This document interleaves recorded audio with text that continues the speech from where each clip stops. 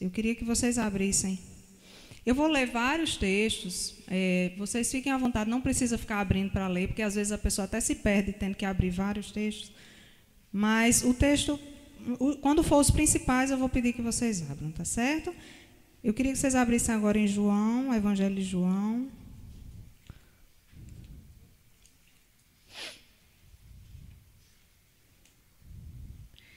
João 16, versículo 33. É um verso bem conhecido. Acho que a maioria já deve ter ouvido. Evangelho de João 16, capítulo 16, versículo 33. 16, 33.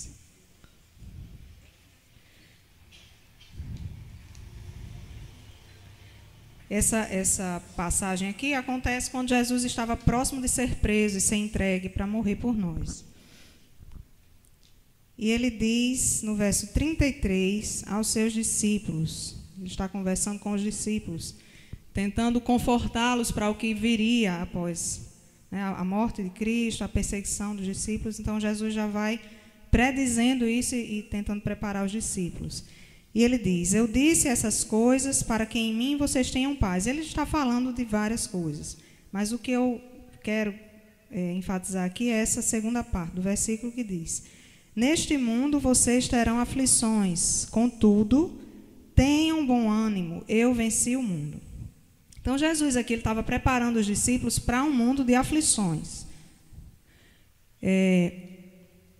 Eu não sei o que vocês, né, o que cada um aqui já ouviu sobre o que é servir a Jesus, o que é ser cristão, o que é estar congregando e buscando ser discípulo de Cristo.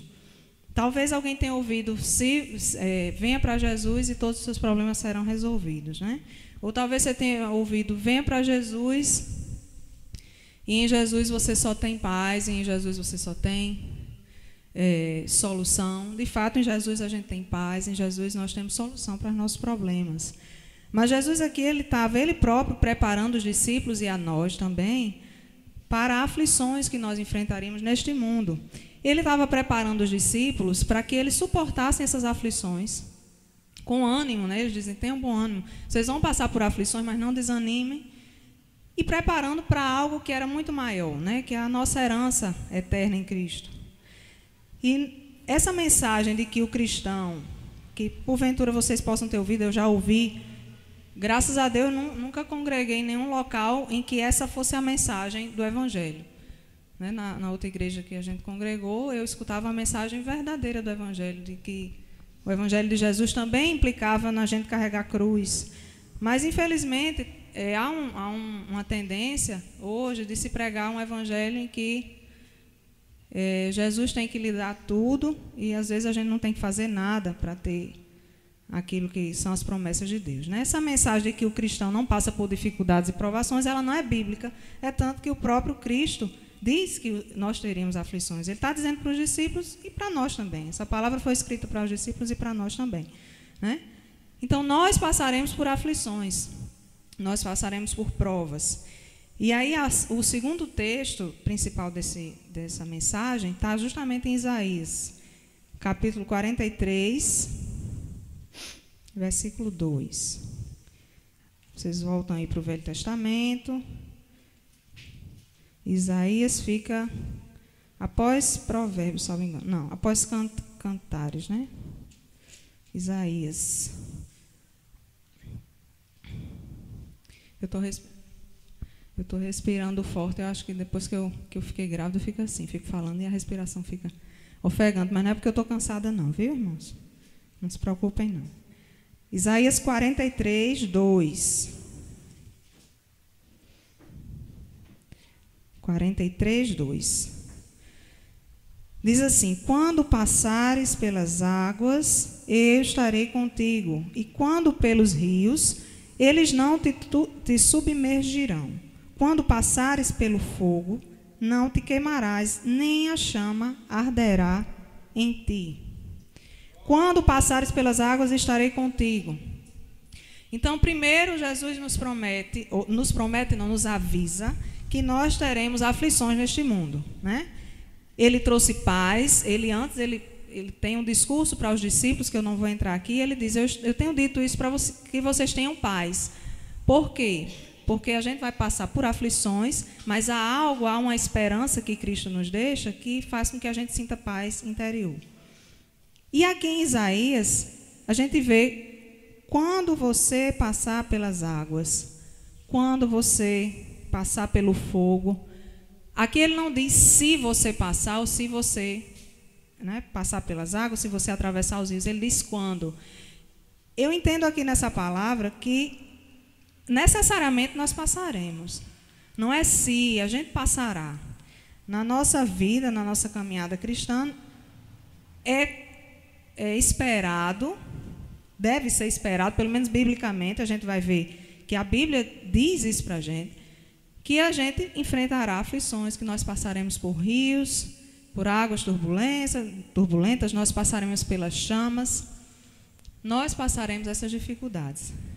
A gente não sabe quando. Cada um vai passar. Não é só uma vez, nem duas vezes, vai e vem, né? A vida é um ciclo. E quando eu li essa palavra e vi esse quando, que eu não tinha eu não tinha caído a minha ficha ainda para esse texto, quando passares, eu fiquei pensando: meu Deus, eu acho que se eu olhar para a minha vida, eu não passei tantas provas. Eu acredito que graças a Deus, eu não tenho passado sofrimentos, assim. Minha vida é muito boa, graças a Deus, é muito tranquila. Mas, assim, eventualmente a gente passa por dificuldade. Mesmo quem tem a vida muito boa, você passa por provações, por dificuldade. E eu fiquei pensando, e olhando os exemplos dos discípulos, dos apóstolos, que sofreram tanto por causa do Evangelho, e eu comecei a imaginar se a gente está preparado para passar por essas coisas. E para a gente estar preparado, a gente tem que estar com Ele, né? Ele diz aqui que se a gente atravessar os rios, eles não nos afogarão. Se a gente passar pelo fogo, nós não nos queimaremos. E no versículo seguinte ele diz: pois eu, Senhor, seu Deus, o Santo de Israel, seu Salvador. E ele vai dizendo: porque eu estou contigo, né? A gente só vai estar preparado para enfrentar as aflições que a vida vai trazer para a gente se nós estivermos com o Senhor. Não tem condições de a gente passar por isso sem Ele. Sem um relacionamento, sem intimidade. Apenas a religião, a religiosidade, o vir para a igreja, sem ter, durante a sua semana, no dia a dia, sem ser filho de Deus, sem ter essa intimidade com Ele, como filho, vai fazer com que essas provas venham, essas dificuldades venham, e a gente não consiga passar por elas, né? E a gente vai passar, cada um vai passar, né? A gente não escuta amém, né? Quando diz: vai passar dificuldade, amém? Nenhum. Mas, assim, e aí eu comecei a ficar: meu Deus, o que eu ainda vou enfrentar na minha vida? Porque as provas vão vir, e depois que eu vou falando para vocês, elas são para o nosso bem. É isso que eu vou trazer hoje. Essas provas são para o nosso bem. Elas vêm nos aperfeiçoar, né? Então, nós passaremos. Não sei se você está passando, se já passou. Acredito que todo mundo já passou por alguma prova, né? Alguma dificuldade. Provação é uma dificuldade, é uma aflição, é algo maior do que uma tristeza momentânea. É um sofrimento, de fato, né? É uma provação. E aí, cada um teve ou vai passar. E eu me lembrei, quando estava lendo isso, eu me lembrei de um filme que assisti há muito tempo, um filme secular, que tinha um senhor já bem experiente, era um personagem bem interessante. Ele ficava conversando com o telespectador e ele dizia, ele tinha perdido o filho, e ele meio que adotou um casal de jovens, um casal que resolveu começar a vida juntos. Ele adotou como filhos porque ele já não tinha mais filhos. E teve uma frase que ele disse no filme, eu não lembro o nome do filme, mas eu lembro que ele dizia que olhava para aquele casal com dó, porque eles não sabiam o que eles ainda iriam enfrentar na vida. Porque os mais velhos sabem as dificuldades. Normalmente os mais jovens, crianças, adolescentes, não têm medo de nada porque não sabem as dificuldades. Quem já viveu um pouco mais vai sabendo o que a gente vai enfrentar. A gente enfrenta luto, a gente enfrenta dificuldade financeira, enfrenta um desemprego, enfrenta problemas de saúde. Então, quanto mais experiente, a gente vai tendo mais uma noção, né? E isso não é diferente conosco. A diferença aqui de nós para esse casal lá do filme, da historinha que eu estou contando, é que nós temos Jesus para segurar a nossa mão quando a gente passa por esse fogo. Né? Graças a Deus por isso. Outro texto que fala sobre essa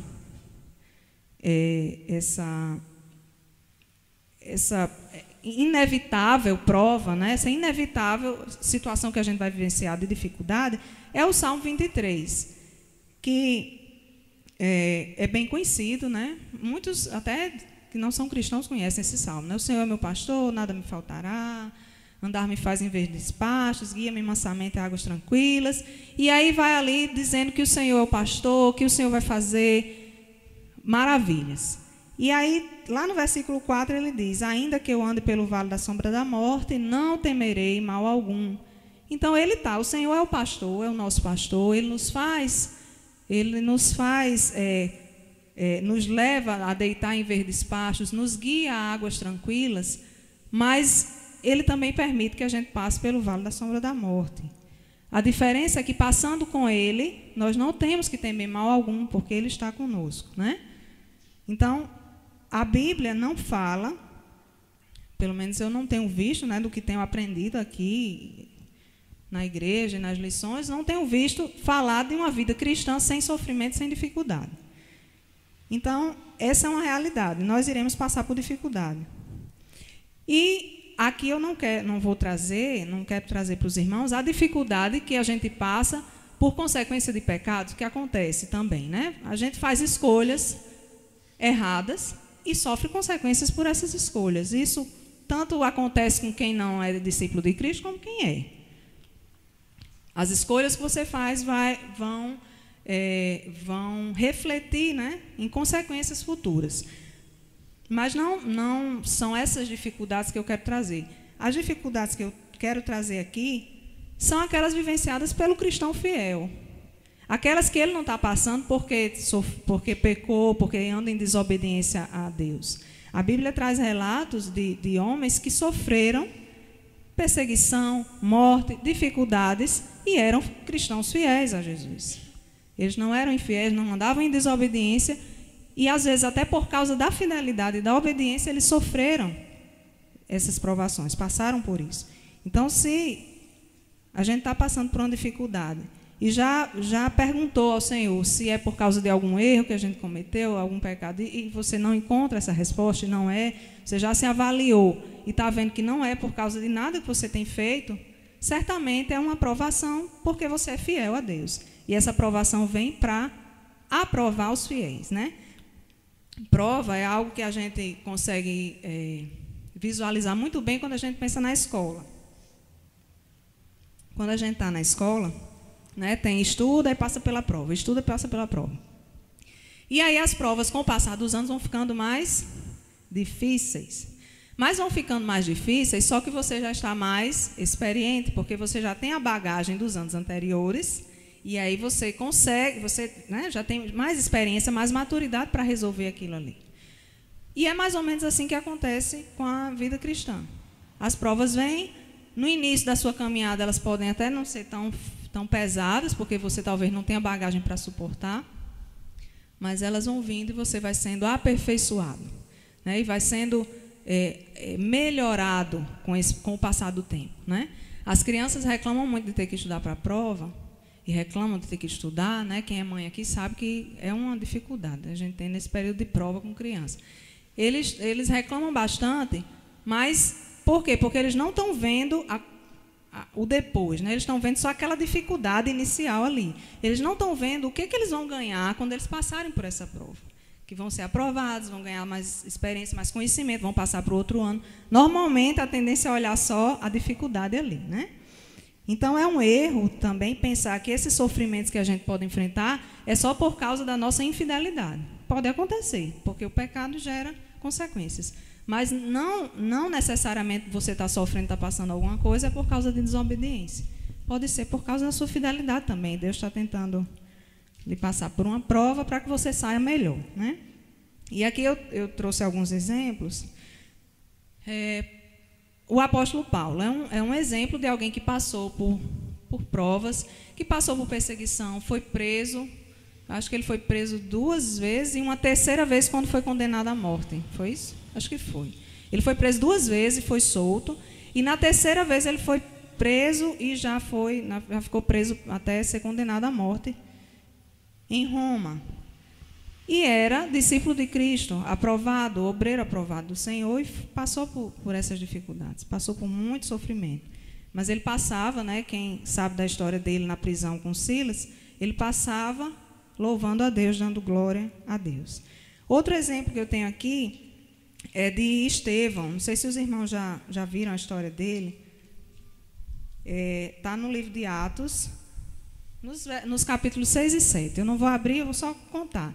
Estevão era um discípulo de Jesus antes de Paulo se converter. E ele foi acusado, né, por ser discípulo de Jesus. Os cristãos sofriam perseguição naquela época, logo depois da ressurreição de Cristo. E acusaram ele foi preso, levaram ele até o sumo sacerdote. E ele não negou a fé dele, ele confirmou. Todas as perguntas que eles iam fazendo, ele confirmava a fé em Cristo. E quando ele confirmou, ele foi apedrejado. E, inclusive, uma das pessoas que o apedrejou foi Paulo, né? Que o apedrejaram foi Paulo. E Paulo, logo depois desse evento, desse episódio, desse apedrejamento de Estevão, é quando ele sai e vai para Damasco e acontece a conversão de Paulo. Mas Estevão, ele foi fiel, ele foi perseguido, ele sofreu aquela aflição naquele momento, porque foi fiel. Ele não sofreu porque estava pecando, porque foi infiel. Ele sofreu por não negar a Cristo, né? E aí a gente tem outros exemplos, mas eu acho que os mais conhecidos, talvez o mais conhecido dos irmãos, seja o exemplo de Jó, que é muito conhecido, né? Até chamam paciência de Jó, né? Tem esse dizer, a paciência de Jó. A história de Jó é muito conhecida até de pessoas que não leem a Bíblia em geral, não leem a Bíblia, nunca leram a Bíblia e já ouviram falar da história de Jó. A Bíblia diz que ele era um homem íntegro, justo, que temia a Deus, e aí ele passou por várias aflições. Por causa da fidelidade dele, ele foi testado ali, passou por provas, né? Ele perdeu as propriedades, ele perdeu os filhos, ele adoeceu, ele só não morreu, ele só não perdeu a vida. Mas ele perdeu muitas coisas.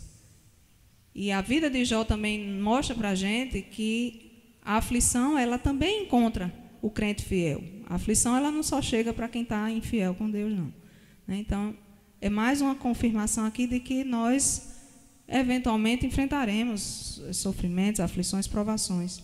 Isso não tem como a gente escapar disso, né? E o outro caso que eu acho que é bem conhecido também, até por não cristãos, é a história dos amigos de Daniel na fornalha, né? Eles foram entregues, o rei, na época, ordenou que, quando tocasse lá uma música, um sino, não lembro, eles tinham que todo o povo tinha que se ajoelhar diante de uma estátua. E os amigos de Daniel, que eram fiéis ao Senhor, sabiam que se eles se ajoelhassem diante daquela estátua do rei, eles estariam desobedecendo a um mandamento de Deus, a um dos mandamentos da lei de Deus. E aí eles disseram que não iam se ajoelhar, não se ajoelharam. E quem não se ajoelhasse, o que acontecia? A maioria dos irmãos sabe a história, né? Eram jogados na fornalha ardente, né? Tinha uma fornalha lá preparada para aqueles que desobedecessem à ordem do rei. E eles foram e desobedeceram. Eles disseram, nós não iremos fazer isso, nós adoramos somente ao Senhor. E o que aconteceu? Eles foram jogados na fornalha, né? Eles foram jogados na fornalha por sua fidelidade, por obedecerem a Deus. Então, a gente pode também ser jogado na fornalha, e aqui a gente pode entender como problemas da nossa vida aí. E por causa da nossa fidelidade também, a gente sofre perseguição. Nós estamos sujeitos a isso. E eu queria abrir aqui no livro de Daniel, para mostrar a vocês a fidelidade desses rapazes, mesmo no meio da aflição. Daniel 3, capítulo 3, 17 e 18. São 2 versículos só. Deixa eu só achar. Daniel 3. Daniel fica É já um dos últimos livros do Antigo Testamento, certo? Fica antes de Joel, eu acho, não sei. Antes de Joel, de Oséias. Daniel 3, 17 e 18. Olha o que eles dizem ao rei. Eles dizem o seguinte, no verso 17. Se formos atirados na fornalha em chamas, o Deus a quem prestamos culto pode livrar-nos, e ele nos livrará das tuas mãos, ó rei. Então, primeiro eles dizem, se a gente não vai prestar culto a uma estátua, nós prestamos culto apenas a Deus. Mas se, por causa disso, por causa da nossa fidelidade com Deus, você nos jogar na fornalha, Deus, o Deus a quem nós servimos, pode nos livrar. E aí eles continuam no versículo 18. Mas, se ele não nos livrar, saiba, ó rei, que não prestaremos culto aos teus deuses, nem adoraremos a imagem de ouro que mandaste erguer. Eles eram tão fiéis a Deus que eles disseram, Deus pode nos livrar, mas também Ele pode não nos livrar. Eles não tinham essa audácia de dizer, Deus, você vai ter que me livrar, porque nós estamos obedecendo a Ti. Não.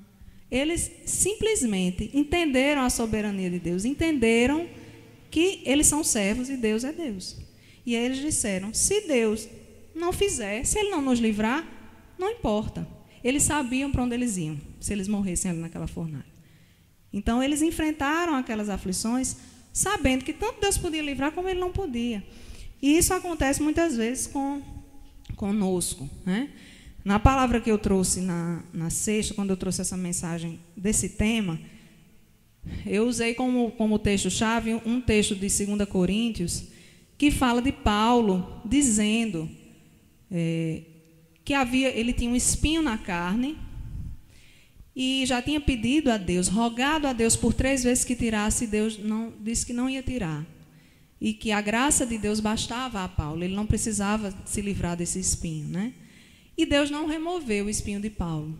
Deus salvou. Na história dos rapazes aqui, Deus salvou eles da fornalha, né? Eles entraram na fornalha, não se queimaram, saíram ilesos, e o nome do Senhor certamente foi glorificado por causa daquela situação. Eles passaram por aquilo ali para que o nome de Deus fosse glorificado. Eles foram libertos ali daquela situação sem sair nem com cheiro de fumaça.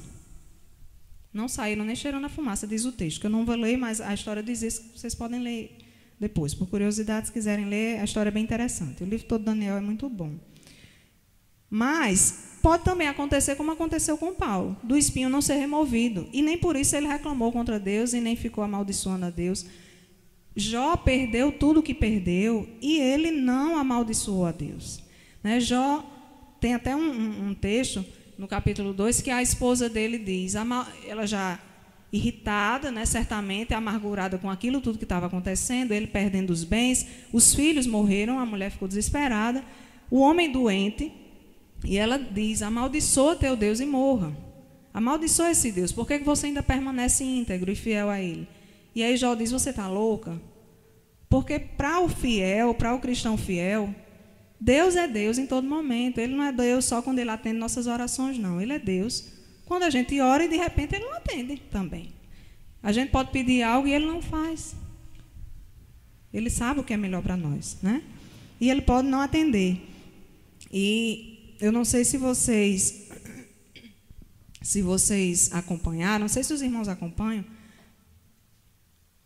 mas quem assiste TV ou mesmo rede social deve ter visto que aquela cantora evangélica, Isla, né, ela perdeu o filho recentemente. Não sei se vocês têm conhecimento disso. Ela é bem famosa, né, já há muitos anos, que tem muitas músicas dela evangélicas fazendo sucesso, sendo tocadas nas igrejas. Ela vai a várias igrejas no Brasil todo. E ela tinha 2 filhos e perdeu o mais velho no início do ano, numa doença que matou ele em 15 dias. Em 15 dias ela ficou sem ele. E eu fiquei impressionada, eu não sabia do que estava se passando, mas acompanhando no Facebook, vi alguém que repostou o que ela tinha colocado no Facebook no dia da morte dele, né? E ela colocou esse texto que está em Jó. Eu vou abrir, vocês não precisam abrir, não. Eu vou ler aqui rapidinho.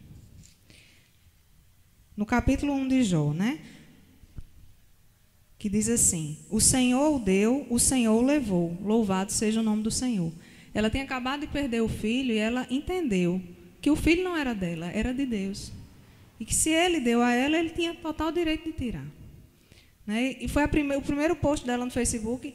E eu creio, assim, eu fiquei impactada com aquilo, com aquela mensagem, depois vendo, né, ela levando aquela mensagem até para programas seculares, que normalmente não tem nada de edificante, ela está indo, né, Deus está abrindo as portas para que ela vá falar da história dela, do que ela passou. E eu tenho certeza que pessoas estão sendo alcançadas por essa história. Então, ela orou, a igreja teve um clamor, até internacional, né, porque como ela é muito conhecida, igrejas fora do Brasil estavam orando pela cura do rapaz, crendo na cura dele, mas ele não foi curado. E eu creio que o Senhor sabe o motivo, e eu acredito que a vida das pessoas está sendo muito mais impactada com a morte dele do que talvez se ele tivesse sido curado.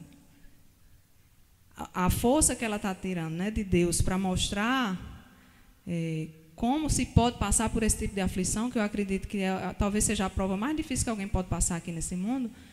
E aí Deus está abrindo as portas para que ela anuncie a palavra de Deus, anuncie as boas novas do Evangelho na televisão, em canais que normalmente não tinha nada que ele se aproveitasse. E ela está lá levando, né? Não sei se os irmãos acompanharam, mas é algo que não é fácil. Você passar por um sofrimento desse e dizer: Deus o deu, Deus o levou, louvado seja o nome do Senhor. Louvar a Deus numa dificuldade dessa.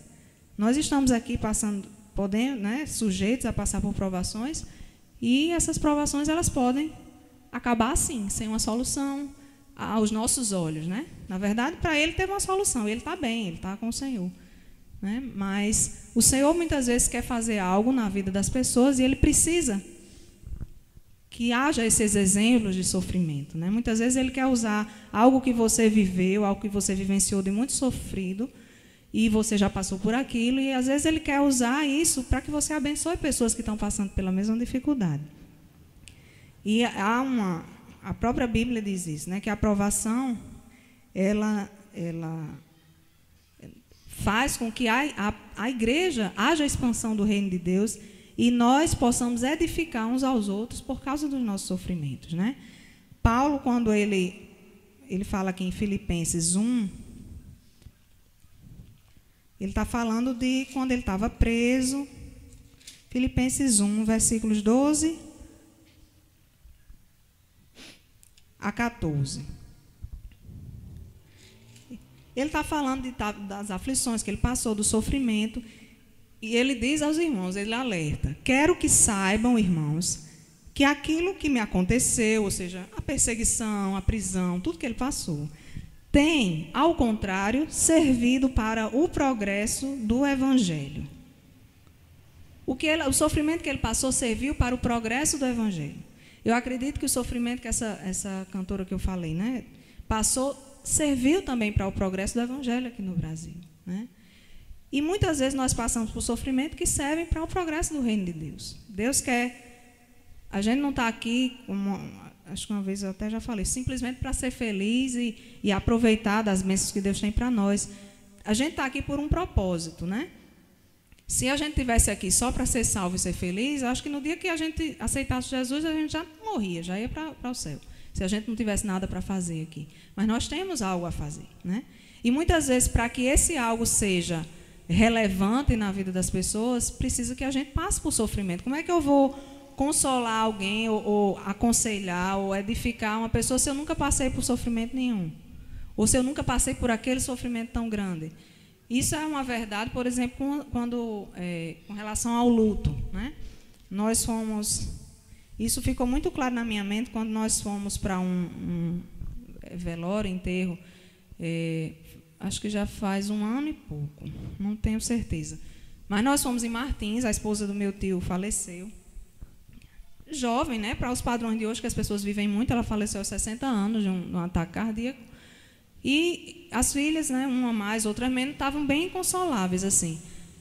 E eu confesso que eu, por nunca ter vivenciado o luto de alguém tão próximo, eu não tinha muito o que dizer. Assim, não tinha, a gente fica sem ter o que dizer. Eu percebia, por exemplo, que Cleison, que já vivenciou um luto mais próximo dele, tinha mais algo. É como se a pessoa que já vivenciou tem algo de verdade edificante a dizer. Então, quando a gente passa por sofrimento, a gente ajuda, a gente tem o que dizer para ajudar pessoas, né? Então, Deus, ele não nos coloca aqui para a gente ser feliz e só. Ele quer usar a nossa vida para abençoar pessoas. Então, a gente tira daquele sofrimento que a gente passa, de uma experiência triste e ruim, experiência mesmo para abençoar outras pessoas, né? Abençoar pessoas que estão passando por aquela dificuldade. Compartilhar a nossa experiência, né? Então, serve para isso também. E isso que eu estou falando, né, que o nosso sofrimento serve para consolar os outros, o próprio apóstolo Paulo diz em 2 Coríntios, capítulo 1, 2 Coríntios 1, 3 a 6. Ele diz o seguinte. Ele diz: bendito seja o Deus e Pai de nosso Senhor Jesus Cristo, Pai de misericórdias e Deus de toda consolação, que nos consola em todas as nossas tribulações, para que, com a consolação que recebemos de Deus, possamos consolar os que estão passando por tribulações. Pois assim como os sofrimentos de Cristo transbordam sobre nós, também por meio de Cristo transborda a nossa consolação.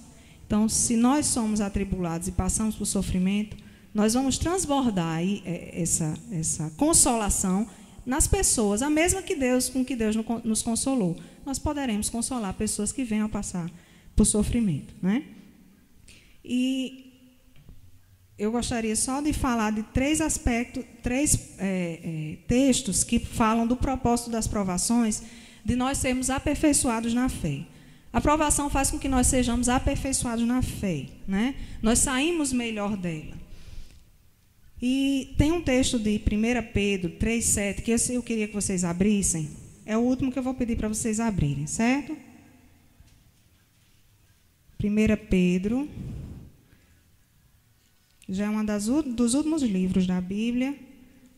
Primeira carta de Pedro, capítulo 3, versículo 7. É isso, meu Deus? Deixa eu ver. Acho que é 2 Pedro. Só um minutinho, acho que é 2, não é primeira não. 2 Pedro 3:7. Será que é isso, meu Deus? Só um minutinho, irmãos. 2 Pedro 2.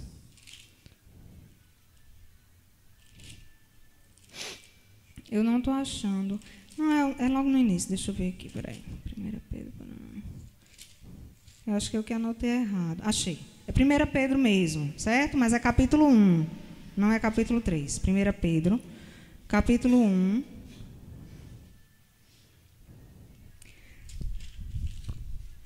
Pedro, capítulo 1. A partir do versículo 3, aí eu vou ler até o 7. 1 de Pedro, capítulo 1. A partir do versículo 3. Diz assim o apóstolo Pedro: bendito seja o Deus e Pai de nosso Senhor Jesus Cristo. Conforme a sua grande misericórdia, Ele nos regenerou para uma esperança viva, por meio da ressurreição de Jesus Cristo dentre os mortos, para uma herança que jamais poderá perecer, macular-se ou perder o seu valor. Herança guardada nos céus para vocês, que, mediante a fé, são protegidos pelo poder de Deus, até chegar à salvação prestes a ser revelada no último tempo. Nisso vocês exultam, ainda que agora, por um pouco de tempo, devam ser entristecidos por todo tipo de provação. Assim acontece para que fique comprovado que a fé que vocês têm, muito mais valiosa do que o ouro que perece, mesmo que refinado pelo fogo, é genuína e resultará em louvor, glória e honra quando Jesus Cristo for revelado. Esse texto grande, com as palavras que às vezes são difíceis, ele quer dizer o quê? Ele primeiro diz, ele começa bendizendo o nome do Senhor, pela misericórdia, por Ele ter nos dado uma esperança em Cristo, né? Pela herança que nós temos em Cristo. através do sacrifício de Cristo, que essa herança está guardada no céu, que nós teremos acesso a ela pela fé, nós somos protegidos pelo poder de Deus. E aí ele diz que nós temos tudo isso. E aí ele diz, nisso vocês exultam, ou seja, se alegrem nisso, né?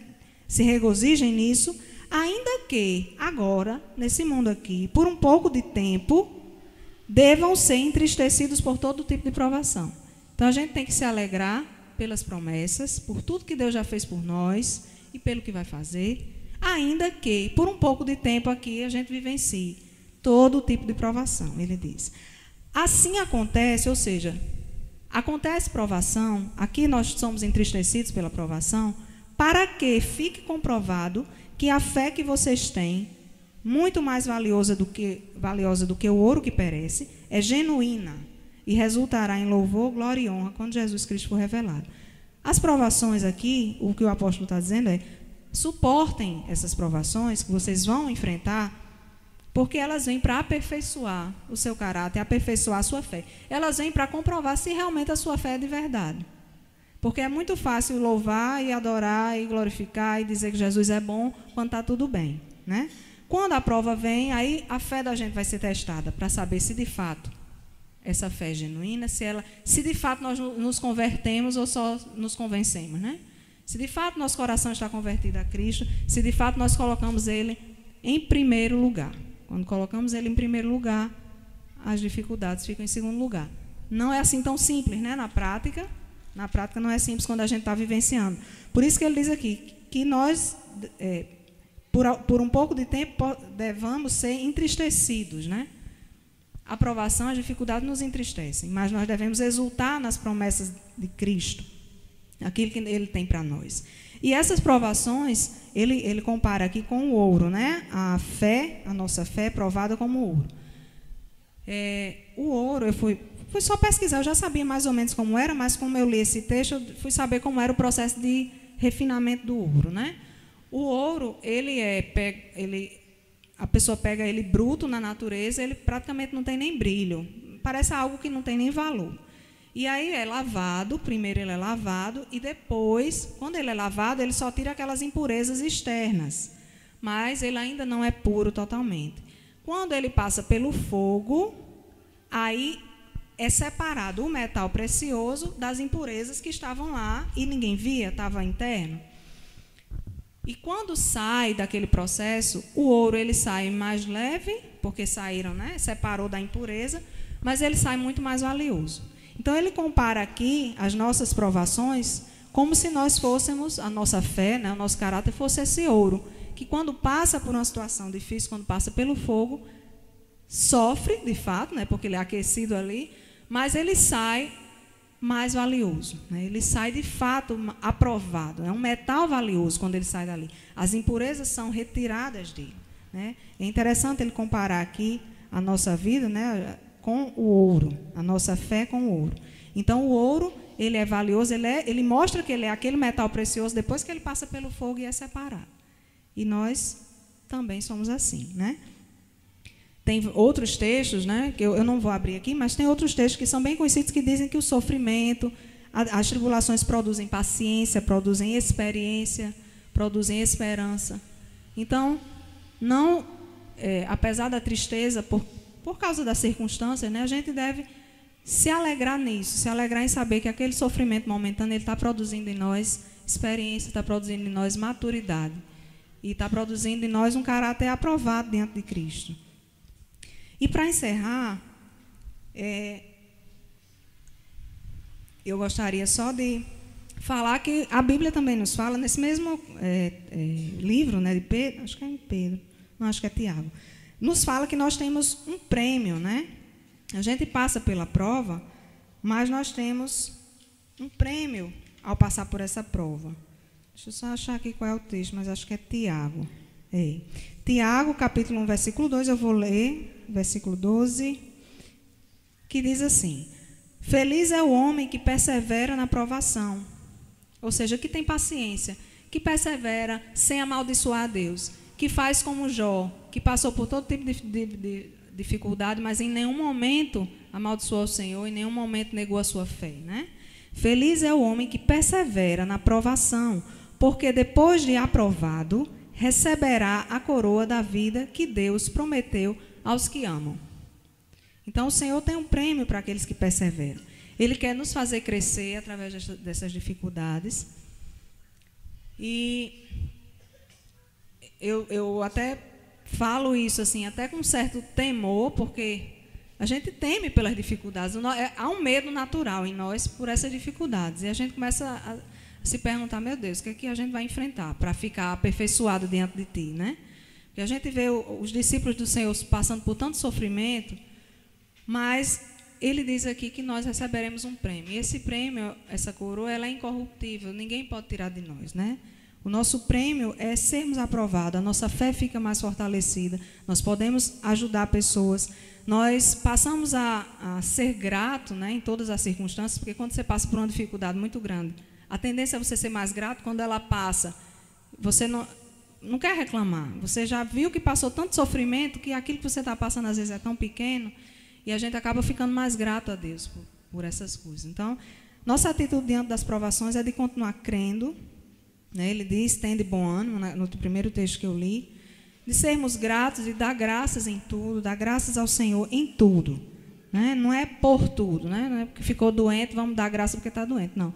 Mas em meio à doença, em meio ao luto, em meio ao sofrimento, a uma dificuldade, dar graças ao Senhor por aquilo que a gente tem, né? Se você está doente, às vezes é uma dor, sei lá, de cabeça, mas você consegue andar, dê graças pelas pernas, pelos pés, pelas mãos, por conseguir enxergar, né? A gente tem que dar graças em toda a situação. E enxergar isso que vem depois da prova, né? Enxergar esse prêmio, enxergar essa expansão do reino de Deus através da nossa vida, né? Da prova. Nós passamos por essa prova e o reino de Deus, e o nome de Deus vai ser glorificado em nós quando nós passarmos por elas, né? E enxergarmos isso. E a gente tentar fazer como os alunos normalmente não fazem, né? Eles não conseguem enxergar lá no final. Estuda, chateado, porque o pai está mandando, a mãe está mandando. Não conseguem entender o prêmio que eles vão receber lá no final, né? Estudam, vão passando, e vai ficando mais difícil. Se eles entendessem, como às vezes se a gente entendesse o prêmio, o que a gente vai desfrutar lá na frente, a gente não reclamaria, né? Tanto das provas. Então, louvado seja o nome do Senhor. Graças a Deus por essa palavra. Eu não sei as dificuldades dos irmãos, cada um sabe, Deus sabe de todas as coisas, né? Mas eu quero com essa palavra animar, né? Como Jesus diz aqui, tende bom ânimo, animar a cada um, a mim também, né? A cada um de nós, essa palavra é para nós, que nós possamos enfrentar essas dificuldades com ânimo, né? Sabendo que Jesus já venceu o mundo e que se Ele venceu o mundo, em Cristo nós podemos vencer as dificuldades e passar pelo fogo, glorificando ao nome do Senhor. Deus abençoe, meus irmãos. Amém.